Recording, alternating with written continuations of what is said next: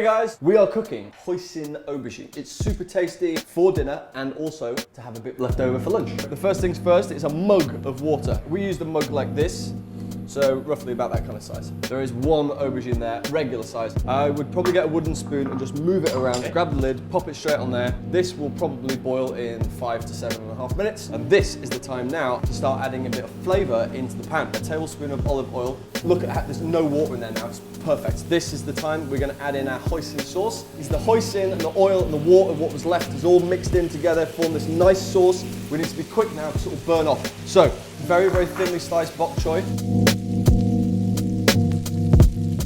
One chilli deseeded. If you don't like chilli, if you don't like the heat, then you don't have to put it in there.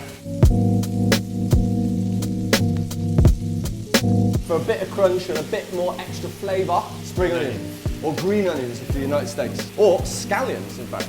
It smells super delicious. We're gonna add literally just a handful of peanuts. It's looking fantastic.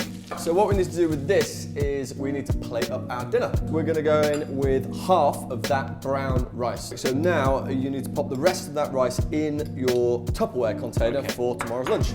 So we're gonna go in with the aubergine. I cannot wait to try this. Now we've got the aubergine and we've got the brown rice, it's time to introduce a bit of colour to the plate and to the Tupperware. The colour is gonna come from nice crunchy vegetables. They've just been blanched for like a couple of minutes just to sort of take away the complete crunch. For tomorrow's lunch you will be, well, it's gonna be tasty, it's gonna be healthy, nutritious. Mixed seeds next. Mixed seeds, get that omega-3. That, I think, is looking pretty damn good. The main test is the taste. How does it taste? How does it taste? Shall I go in? Yeah, simple, but really effective. Boom.